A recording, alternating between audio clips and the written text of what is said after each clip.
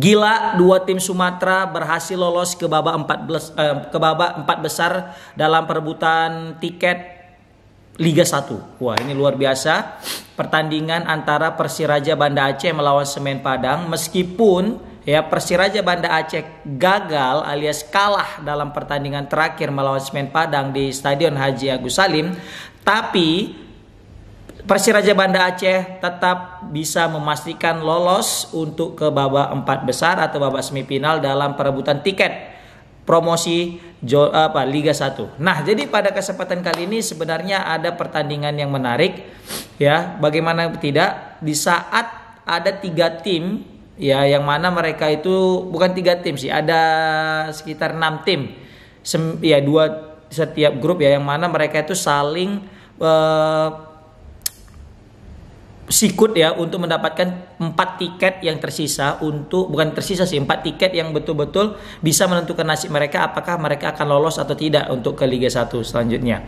Nah, di sini yang mungkin jadi catatan penting adalah bagaimana kesiapan daripada tim Semen Padang dalam menghadapi pertandingan ini. Nah, kita nggak hanya bahas Semen Padang ya, nanti kita akan bahas PSBS Biak dan Malut United yang mana juga lolos ke babak 4 besar. Tapi kita bahas dulu yang tim Sumatera. Meskipun aku fans PSMS Medan ya, sebagai supporter PSMS Medan, tapi aku tetap support lah tim-tim Sumatera, khususnya dalam tiket menuju Liga 1 ini guys. Kenapa? Karena tahun ini kita sangat miris ya di Liga Indonesia ini tanpa ada tim Sumatera. Bayangkan Sriwijaya, PSMS, PSPS Pekanbaru, Semen Padang, dan Persiraja Banda Aceh tidak ikut kompetisi Liga 1, liga teratas daripada Liga Indonesia. Kan sangat disayangkan guys. Nah, maka dari itu aku meskipun PSMS Medan terpuruk ya, dalam artian ya bertahan di zona, bukan di zona sih, maksudnya terpuruk di dasar klasmen dalam perebutan tiket menuju Liga 1, tapi at least adalah perwakilan Sumatera yang berlaga di babak semifinal nanti, yaitu Persiraja Banda Aceh dan Semen Padang. Kita nggak bisa pungkiri bahwasanya kedikdayaan Semen Padang dan Persiraja Banda Aceh ini didukung oleh manajemen yang sehat juga, manajemen yang ya profesional, yang mereka serius ya mendatangkan pemain-pemain kelas wahid, mantan pemain Liga 1 ataupun mantan pemain timnas, yang mana betul-betul bisa memberikan kontribusi untuk mereka. Berbeda dengan PSMS Medan ya.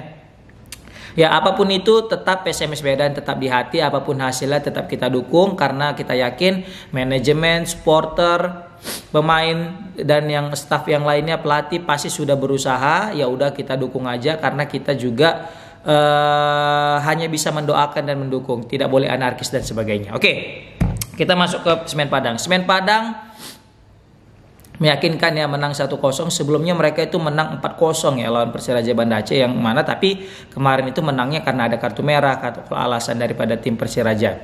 Nah, kali ini bermain dengan 11 lawan 11 dan alhamdulillah meskipun Persiraja kalah tapi tetap lolos gitu. Jadi ini suatu kabar baik ya. Makanya ketika di akhir pertandingan kita lihat Semen Padang dan Persiraja Banda Aceh setelah usai pertandingan mereka itu saling akrab ya, saling bercengkrama, mereka itu foto bareng dan sebagainya. Oke, masih setia nonton guys ya, thank you. Nah, kebetulan ini aku lagi buat live juga, live YouTube tentang proses pembuatan konten guys. Jadi nih di seberang sini, makanya kalau aku ngelik sini berarti tandanya lagi buat buat live untuk behind the scene video ini. Jadi kalau misalnya kalian nonton video ini belum nonton yang live-nya, mungkin bisa nonton nanti di live-nya, lihat aja live, oke?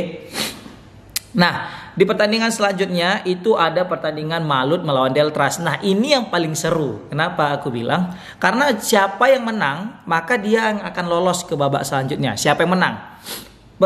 Kalau Malut wajib menang, Maluku wajib menang. Timnya ada Alwi Selamat dengan Fresh Butuan itu wajib menang.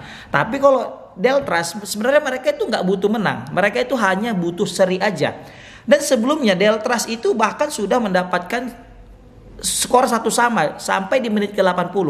Itu skor masih 1-1 dan satu langkah Deltras Sidoarjo itu sudah berada di babak semifinal. Tapi di menit 81 itu pemain Maluku United namanya Ilhamuddin Armain, yang sama-sama kita ketahui mantan pemain Liga 1 dan mantan pemain timnas. Ilhamuddin sukses mencetak gol sehingga membuat Malut unggul 2-1. Nah, disinilah malapetaka itu muncul guys, sehingga membuat Delta Sidoarjo tidak bisa lolos ke babak selanjutnya. Meskipun begitu, Delta setidaknya sudah memberikan perlawanan yang cukup sengit, yang mana mereka memberikan hasil yang cukup baik menurut aku ya, ketimbang PSMS. Kenapa? PSMS nggak bisa apa-apa, cuma dapat 2 poin doang, sedangkan Delta bisa sampai ke babak 12 besar ini dengan hampir lolos ke semifinal gitu. Nah, tapi yang aku unik ya dari grup ini adalah bagaimana aku bilang ini grup neraka sih sebenarnya. Kenapa? Karena Persela dengan FC Bekasi ini sama-sama pemuncak klasmen di grup mereka masing-masing. Tapi yang lolos adalah Maluku, bukan antara keduanya. Aku mikir sebelumnya ketika pembagian 3 grup itu ya, yang grup X, grup Y dan grup Z. Aku mikir grup Y ini adalah grup paling neraka. Kenapa? Karena di situ dihuni oleh 2 tim sebagai puncak klasmen, yaitu Persela dengan FC Bekasi. Ternyata hasilnya berbeda. Aku mikir mereka berdua nih yang lolos, atau kalaupun tidak mereka berdua yang lolos, salah satunya yang bakal lolos. Tapi sangat disayangkan, di luar prediksi, di luar ekspektasi seluruh pecinta sepak bola Indonesia khususnya, tak ada satupun yang lolos di antara mereka kedua. Bahkan yang lolos itu bukan hanya Malut dengan sama Deltras. Nah, ini kan bahkan untuk peluang masuk ke lolos selanjutnya aja antara mereka berdua yang bertanding itu, bukan Persela Lamongan dengan FC Bekasi. Bahkan FC Bekasi sebelum pertandingan terakhir mereka sudah dinyatakan tidak bisa lagi untuk lolos babak selanjutnya dan harus bertahan di Liga 2. Seperti itu guys. Nah, selanjutnya nih di pertandingan sebelumnya itu kan ada PSBS Biak. Nah, ini PSBS Biak ini gila sih aku bilangnya. Bukan apa-apa, PSBS Biak ini kayak tim Liga 1. Sebenarnya dia ini nggak layak lagi main di Liga 2 kalau aku lihat ya. Dari skuad pemain yang mereka mainkan itu rata-rata pemainnya adalah pemain-pemain berlabel timnas guys, dan berlabel pemain kelas wahid lah yang harusnya main di Liga 1 bukan di Liga 2 ya. Osasaha Marvelous ya, Otavio Dutra, Ruben Sanadi ya. Baru juga ada pemain asing mereka si Alexandro yang baru-baru ini lagi mencetak hat-trick lagi, itu luar biasa ya. Jadi bahkan mereka itu membantai Persewar Waropen. Persewar Waropen ini juga bukan klub kaleng-kaleng guys. Mereka punya pemain sekelas sekaliber Boa Salosa ya. Tapi ya itu PSBS Biak ini sehat banget manajemennya, bagus banget dalam mengelola klub, sehingga membuat pemain-pemain yang top chair itu ada di klub mereka guys. Oh, thank you ya masih nonton nih kalian 25 orang. Aku salut sama kalian guys. Thank you. Nah, selanjutnya di sini bisa kita lihat Osasaha mencetak 2 gol dan Alexandro mencetak 5 gol sehingga membantai Persewar Waropen dengan skor 5-2. Ini bukan kaleng-kaleng, Bah. 5-2 guys, bukan dikit tuh skor tuh, 5-2 besar. Nah, maka sehingga di sini sebenarnya Gresik juga ada peluang lolos ya. Gresik juga ada peluang lolos, tapi sayang sekali Gresik harus harus seri. Padahal kalau Gresik saat itu bisa mempertahankan keunggulan mereka 1-0 atas Persipal Palu, maka yang akan lolos adalah Gresik United, bukan Persiraja Banda Aceh. Seharusnya Gresik United yang bisa lolos. Tapi sangat disayangkan Persipal Palu berhasil menyamakan kedudukan sehingga memupus asa daripada Gresik United guys. Nah, dengan hasil ini maka udah fix lah ada 4 tim yang akan berlaga, yaitu Semen Padang, Persiraja Banda Aceh, dan PSBS Biak dan Malut atau Maluku United. Nah, di sini di antara 4 tim ini 2 tim Sumatera, 1 tim Maluku, 1 tim daripada Papua.